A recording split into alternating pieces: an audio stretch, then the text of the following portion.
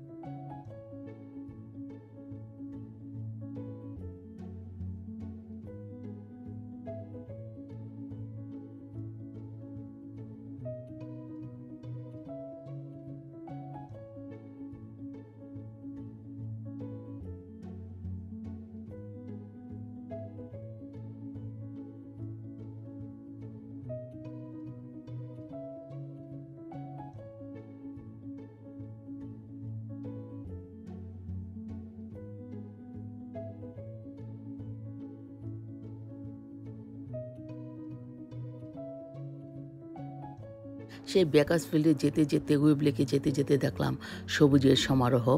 এবং সেই বেকারসফিল্ড এরিয়াতে যখন ঢুকলাম তখন আমরা দেখলাম অনেক অনেক সবুজ এবং আঙ্গুরের বাগান, তারপর চিরি বাগান, এবং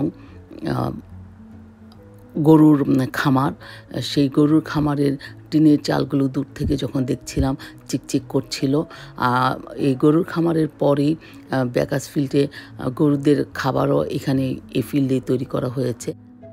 এখন আমরা প্রায় ওয়েব লেকের গেটের কাছাকাছি চলে এসেছি। গেটে চলে এসেছি, এখানে কিছুক্ষণ আমাদের ওয়েট করতে হয়েছে, কারণ এখানে প্রতিটি গাড়ির জন্য পিকনিক স্পটে যাওয়ার জন্য $60 করে পে করতে হয়। আর আপনি যদি ক্যাম্পিং গ্রাউন্ড নেন তাহলে ক্যাম্পিং গ্রাউন্ডের জন্য একটি গাড়ি ফ্রি এবং সেকেন্ড গাড়িটির জন্য পে করতে হয়। আসলে ওয়েব লেক এলাকাটা খুব বড়।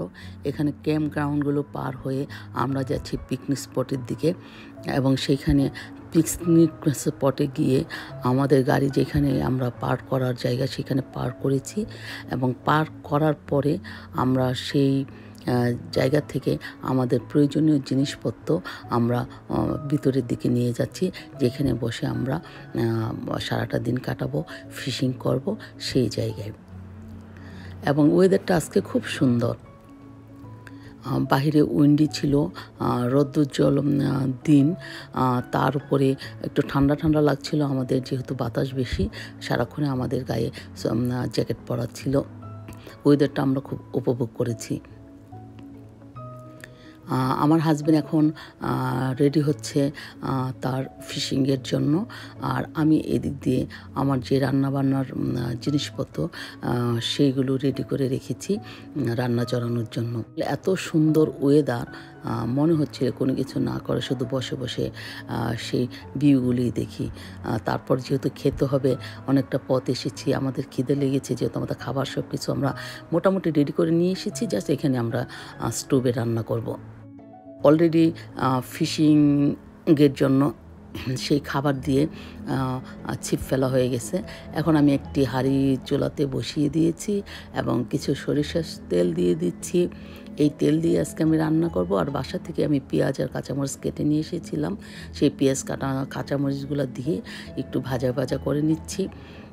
আর পেঁয়াজ কাঁচামরিচটা তাড়াতাড়ি ভাজার জন্য আমি কিছু লবণ দিয়ে দিলাম। আসলে এখানে আমি 2 চামচ লবণ দিয়ে দিচ্ছি। 2 চামচ লবণ দেওয়ার পরে তাড়াতাড়ি আমার পেঁয়াজটা সফট হয়ে যাবে এবং ভাজা হয়ে যাবে। পেঁয়াজটা যখন ভাজা হয়ে আসবে তখন আমি মশলা দিয়ে দেব। এই মশলাগুলো আমি বাসার থেকে একসাথে রেডি করে নিয়ে এসেছি। দেখতে পাচ্ছেন প্যাকেট। 1 চা চামচ আদা বাটা, 1 চা চামচ রসুন বাটা, জিরের গুঁড়ো 1 চা চামচ, ধনিয়া 1 চা চামচ, হলুদ 1 চা চামচ, সব কিছু 1 চা চামচ করে এই প্যাকেটে করে নিয়ে এসেছি। আর দেখতে পাচ্ছেন সেই মাস্টার অয়েল, সরিষার তেল দিয়েছি। এসবগুলো মশলার পেস্টটা হয়ে আসার পর সবগুলো মশলা দিয়ে দিচ্ছি। মশলাটা পড়ে যেহেতু না আসে সেই জন্য একটু পানি দিয়ে দিয়েছি। এখন প্রায় মশলাটা আমি ডেকে ডেকে রান্না করতে হয়েছে, এখানে একটু সতর্কতা নিয়ে। তার উপর আবার বাহিরে খুব উইন্ডি। আমার মশলাটা প্রায় হয়ে এসেছে। এই মশলার মধ্যে এখন আমি দিয়ে দিচ্ছি একটি টমেটো কেটে। এই টমেটো একটু দিয়ে দিলাম। এটাও আরেকটু আমি কষাবো আর কি, সিদ্ধ করব। ঢাকনা দিয়ে দিয়ে খুব সাবধানে করতে হচ্ছে, কারণ ধুলাবালি পড়তে পারে। সেটা হয়ে গেছে। বাসা থেকে আমি চাল ডাল সব কিছু পরিমিত করে একবারে ধুয়ে পরিষ্কার করে নিয়ে এসেছি, সেটা দিয়ে দিলাম। ওটাকে একটু চালটাকে ভাজা ভাজা করার পর এখন আমি পরিমিত পানি দিয়ে দিচ্ছি। পানি দেওয়ার পর আবার কিছুক্ষণ রেখে দিব। তারপরে হয়ে যাবে আমার মজাদার রেসিপি বোনা খিচুড়ি। এখন আমি পানিও দিয়ে দিয়েছি, একদম পরিমিত সব কিছু হয়েছে। সে ঢাকনা দিয়ে অনেকক্ষণ রেখে দিলাম। রেখে দেওয়ার পর আবার ঢাকনা খুলে দেখলাম প্রায় শুকিয়ে আসছে। আর কিছুক্ষণ আঁচটা একটু কমিয়ে রেখে দিলাম। নেড়ে চেড়ে দেখি যে আমার বোনা খিচুড়ি খুব সুন্দর ঝরঝরা বোনা খিচুড়ি হয়ে গেছে। এখন খিচুড়িটা নামিয়ে রেখে দিচ্ছি। 4টি সিদ্ধ ডিম আমি ভেজে নিলাম। আর গরুর মাংস আগে থেকে রেডি ছিল, সেই মাংসটা আমি একটি ছোটো ফ্রাই প্যানে গরম করে নিলাম।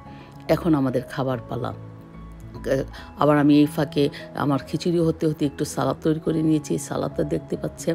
এখন আমরা ডিম, গরুর মাংস, সালাদ, লেবু, কাঁচামরিচ, বোনা খিচুড়ি সব কিছু নিয়ে খুব খিদা লেগেছে। আমার হাজবেন্ড তো আমি বসার আগে তাড়াহুড়ি করে খাওয়া শুরু করে দিয়েছে, সে খুব হাংরি ছিল। আমাদের খাওয়ার পর আমরা কিছু খাবার দিয়ে দিলাম কাঠবিড়ালিদেরকে এবং কিছু খাবার মাছের জন্য। খাবার হয়ে গেছিল বেশি। এই যে আমার হাজবেন্ড যেহেতু মাছের জন্য ট্রাই করছে, সে আবার ছিপ ফেলতেছে। এখন কিছুক্ষণ সে ওয়েট করছে। আসলে এইবার আমরা প্রথমবারের মতো হাজব্যান্ড ওয়াইফ এসেছি মাছ ধরার জন্য, এবং গুড লাক। আমরা বেশ বড় একটি, দেখতে পাচ্ছেন, বেশ বড় একটি ক্যাটফিশ পেয়েছি। সেই ক্যাটফিশটা ধরে তো আমরা দুজনেই খুব খুব খুব খুশি। দেখতে পাচ্ছেন বেশ বড়, 2 কেজি থেকে 2.5 কেজি ওজনের হবে, বেশ বড়। এই মাছের পরও আমরা আরও কয়েকটা মাছ ধরেছি। শেষবেলায় যেহেতু সন্ধ্যা হয়ে আসতেছে, ওই সময় আমরা থাকিনি, না থেকে আমরা একটু আর্লি চলে আসছি। আর যেহেতু একা 2জন মানুষ, লাস্টে দিয়ে আর ভাল লাগছিল না। আসলে গ্রুপে গেলে খুব ভাল লাগে। সেই পরবর্তীতে যখন যাব আমরা চেষ্টা করব আমাদের সাথে আরও কিছু গ্রুপ নিয়ে যাওয়ার জন্য, তখন আর একটু ফান হয় বেশি। আসলে একঘেয়েমি হয়ে গিয়েছিল শেষ পর্যন্ত। তারপর কিছু ঘুরে টুরে ভিডিও করে কিছুক্ষণ হাঁটাচলা করে এর মধ্যে আরও 2টা ফিশ আমরা ধরতে পেরেছি। সবগুলো ফিশ নিয়ে আমরা বাড়ির উদ্দেশ্যে রওনার জন্য রেডি হচ্ছি, কারণ মাছ তো ধরা হয়ে গেছে আর প্রায় বিকেলও হয়ে গেছে। আমরা চাচ্ছি সন্ধ্যার আগে রওনা হয়ে যেতে, কারণ বাসায় আসতে আবার আমাদের প্রায় 2.5 ঘন্টা সময় লাগবে। 2.5 ঘন্টা সময় লাগবে, এর মধ্যে আমরা যেন বাসায় চলে আসতে পারি। তবে খুব উপভোগ করেছি এবং ভালো লেগেছে। আর আমাদের খাবারের কথা তো অতুলনীয়। বলছেন যে রান্না করেছে সেই নিজের খাবারের প্রশংসা করছেন, না, আসলে রান্না তো বাসায় করে, তবে বাহিরে যেয়ে করার পর ওইখানে বসে যে খাওয়ার একটা তৃপ্তি আর স্বাদ, সেটা একটা অন্যরকম। আমাদের যে খাবার ছিল এটা 5 জন লোকের হয়ে যেত। আমাদের খাবারগুলো আমরা খাওয়ার পরে বাকি খাবার আমরা পশু পাখির জন্য দিয়ে দিয়েছি, যে ওরও খাক, ওদেরও হক আছে আমাদের খাবারে। সেই ওয়েদার যত সময় গনিয়ে আসতেছে, বাতাস আরও বাড়ছে আর ঠান্ডাটা আরও বেশি অনুভব করতেছিলাম। তারপর আমি কিছুক্ষণ ঘুরে আশপাশগুলো খাওয়া দাওয়ার পর ওই দিক দিয়ে একবার একটা মাছ পাওয়ার পর আমি ভিডিও করলাম। তারপর আমি ঘুরে এদিকে এসে দেখছি ওই দিক দিয়ে আমার হাজব্যান্ড আরও 2টা মাছ সে ধরলো। ওই মাছগুলো আর আমি ভিডিওতে আনি নেই, কারণ তখন আমি অন্য সাইডে ছিলাম। এখন দেখাচ্ছি ওইখানে পিকনিক স্পটের জায়গাগুলো। পিকনিক স্পটের এখানে দেখেন যে বিশুদ্ধ পানি খাওয়ার জন্য একটি কল দিয়ে দিয়েছে খাবার পানির জন্য। তো ওইখানে লোকজন বসে, যেহেতু পিকনিক স্পট, বসতে পারে সেই ব্যবস্থা আছে, অনেকগুলো লোকের আয়োজন। আবার এদিকে যেটা আছে, মাছ ধরে আপনার মাছ কেটে এখানে রান্না করার জন্য সেই ব্যবস্থাও আছে। বারবিকিউ মেশিন আছে, তারপর মাছ কাটা ধোয়ার জন্য সেই পানির ব্যবস্থা আছে। আবার অপোজিটে প্লাগ আছে, আপনি কারেন্টে দিয়েও কোনো কিছু করতে পারেন। ব্যবস্থা ভালোই আছে, পিকনিক স্পটের জন্য ব্যবস্থাটা মন্দ না, আর অনেকগুলো মানুষ বসতে পারে। আমি এদিক দিয়ে হেঁটে কিছুক্ষণ দেখলাম। দেখার পরে সময়ও চলে যাচ্ছে। তারপরে আমরা ঘুরে ফিরে দেখে এখন বাড়িতে যাওয়ার জন্য প্রস্তুতি নিচ্ছি। আসলে ভালো লেগেছে। খাবারটা খুব ভারী ছিল, যার কারণে অনেকবার কয়েকটা রাউন্ড এখানে হাঁটাচলা করেছি। হাঁটাচলা করার কারণে খাবারটা আসলে কিছুটা হজম হয়েছে, ভালোই লেগেছে। আর ওয়েদারটা আবার বলতে হয় যে আকাশে মেঘ দেখতে পাচ্ছেন, উইন্ডি ওয়েদারটা ছিল, গাছের পাতাগুলো নড়ছে দেখছেন। আর খুব শীতও না, আবার গরমও না, যেহেতু আকাশে রোদও ছিল। খুব ভালো সব কিছু মিলিয়ে খুব ভালো একটা ওয়েদার ছিল। আসলে আমরা খুব এনজয় করেছি সেই সময়টা। এখন আমাদের বাসায় ফেরার জন্য আমরা রেডি হচ্ছি, বললাম। সব কিছু আবার গুছিয়ে টুছিয়ে নিয়ে টিয়ে তারপরে আমাদের বাড়ির উদ্দেশ্যে রওনা হতে হবে।